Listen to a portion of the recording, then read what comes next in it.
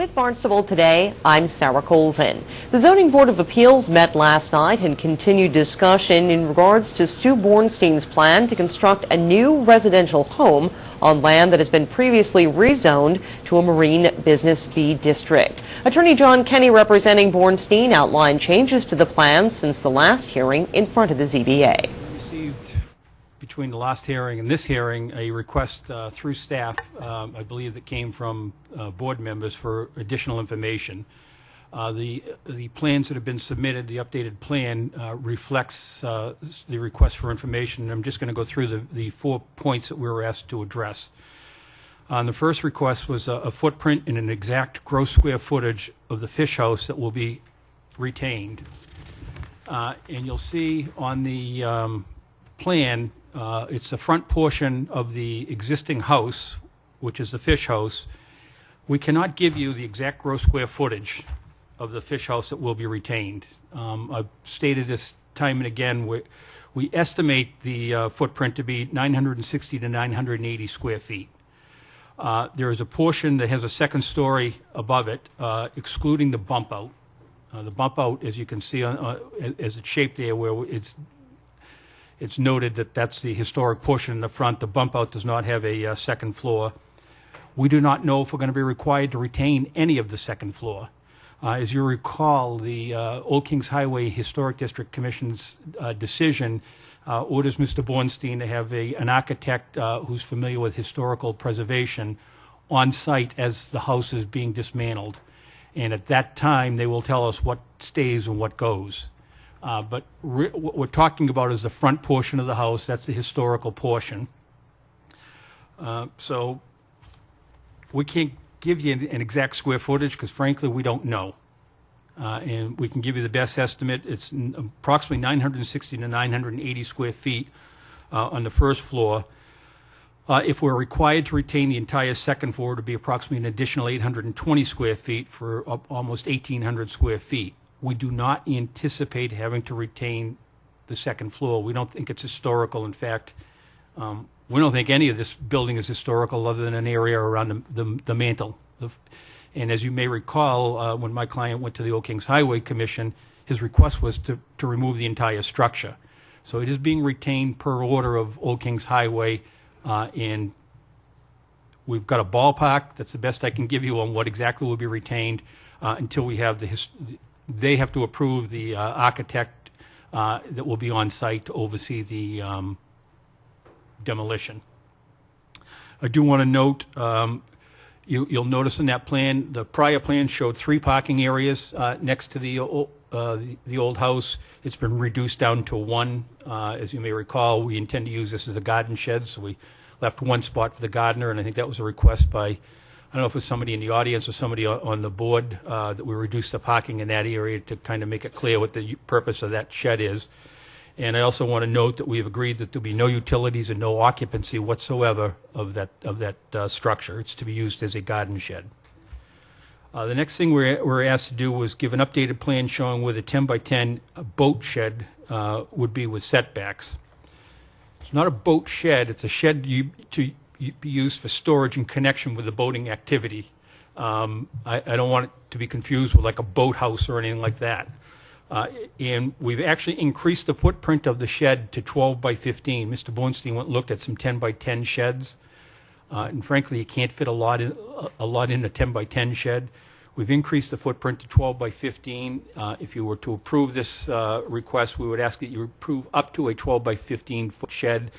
The reason I say that in discussion with staff, we're allowed up to 10 by 12, a 10 by 12 foot shed without having to go back to Old Kings Highway. If we don't have to go back to Old Kings Highway, we will probably reduce it down to a 10 by 12 shed. If we have to go back to Old Kings Highway, as you recall, we've reduced the roof line. We expect that we probably have to go back to Old Kings Highway. If we're going back, then we'll go back for a 12 by 15 foot shed. It's also an approximate location. We have not gone to Conservation Commission for approval. So what we were asked to show it with setbacks. We've showed that we can locate a 12 by 15 foot shed on the site and meet the zoning setbacks. So I would ask that you, if you were to approve this, to approve the shed, subject to being, if it requires Old Kings Highway approval, subject to their approval, and subject to meeting zoning setbacks.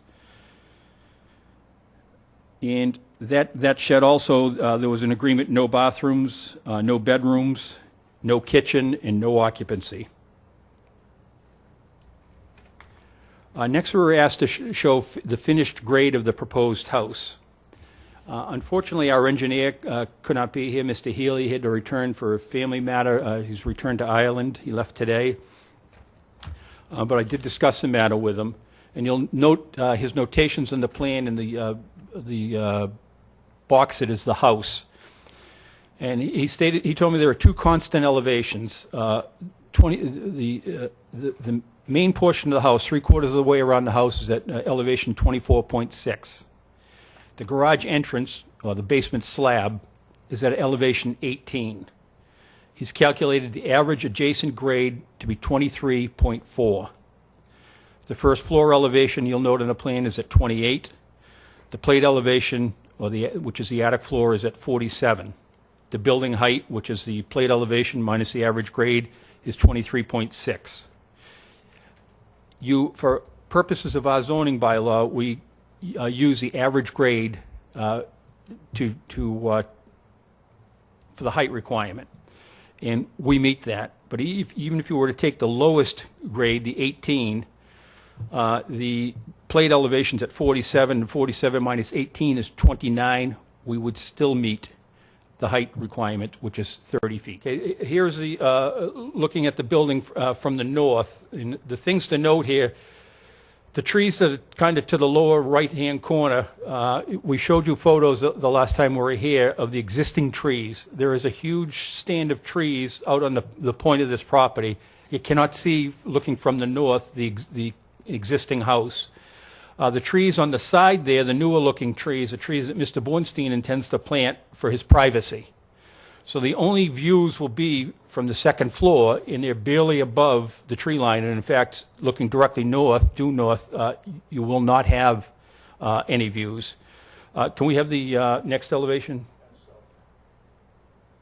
This is south. You can see kind of the shed on the left-hand side to kind of give you an idea. Again, this is the architect's drawing, and that's the big historic tree on the right. There is another apple tree on the right, which would further tree this, but this is looking at the house as you drive in from Freezer Road, driving into the house. Can we have the next one, Stuart?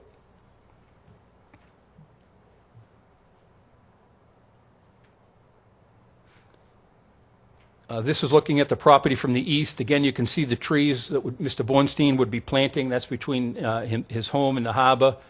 Trying to give himself some privacy. You can see the wing with the guest house off to the left. And again, the views looking out kind of to the northeast. You'll be able to see the ocean. But as much as people would like to have this house hidden from view, so would Mr. Bornstein like to have some privacy from the activity in the harbor. Directly across from him is the Whale Watch launch. There's a restaurant across the way. I'm sure if you lived there, you wouldn't want people looking into your home either. So the views, we've kind of brought the house down, we believe, as low as we can and still have ocean views from the second floor. Members of the public addressed the ZBA both for and against the project. After nearly an hour and a half of questions and debate, the board moved to continue the hearing to October 26th at 7 p.m. With Barnstable Today, I'm Sarah Colvin.